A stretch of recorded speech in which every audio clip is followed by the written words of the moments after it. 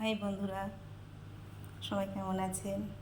আমি আর অপরূপা এখন যাব টালিগঞ্জে এক মন্দিরে গিয়েই আপনাদের সঙ্গে দেখা করছি। কেউ যদি টালিগঞ্জ ইস্কন মন্দিরে আসতে চান তাহলে টালিগঞ্জ মেট্রোতে নেমে টালিগঞ্জ লেক ভিউ রাস্তাটা ধরলে খুব শর্টে আসবে। কলকাতার মধ্যে কারো যদি ইচ্ছা থাকে যে মন্দিরে আসবেন, ইস্কন মন্দিরে, তাহলে অবশ্যই আসতে পারেন মেট্রো ধরে। আমরা এখন টালিগঞ্জ ইস্কন মন্দিরে এসেছি, আমি আর বোন অপরূপা।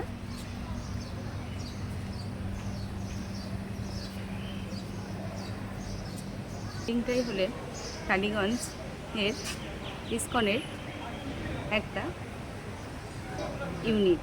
কেউ যদি কলকাতার মধ্যে ইস্কনে আসতে চান তাহলে অবশ্যই এখানে আসতে পারেন। ইস্কন মন্দিরের ভিতরের পরিবেশটা আমি দেখাচ্ছি। এটা ছাদতলার উপরে একটা বিশাল সভাঘর। সকাল 10টা থেকে এখানে বিভিন্ন বিষয়ে নিয়ে, ধর্ম বিষয় নিয়ে আলোচনা হয়ে থাকে।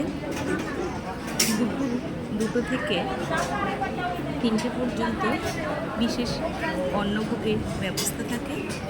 সেটা বিভিন্ন ভক্ত থেকে কেউ করে থাকেন বা কয়েকজন মিলেও করে থাকেন। তারপর 3টে থেকে আবারও শুরু হয়। 3টে খাওয়া দাওয়া পর্ব শেষ হলে শুরু হয়ে যায় গীতা পাঠের শিক্ষা অনুষ্ঠান।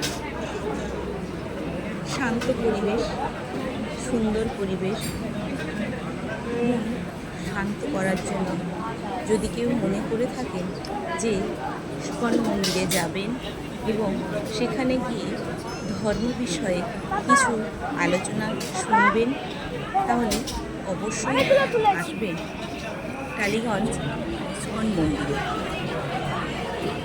এখানে শুধু ধর্ম নিয়ে আলোচনাই বলবো না বা গীতা নিয়ে ধর্মপাঠই বলবো না, এখানে কিছু জিনিসপত্র কর্ম বিষয় সঙ্গে কিছু ভক্তদের দিয়ে থাকে।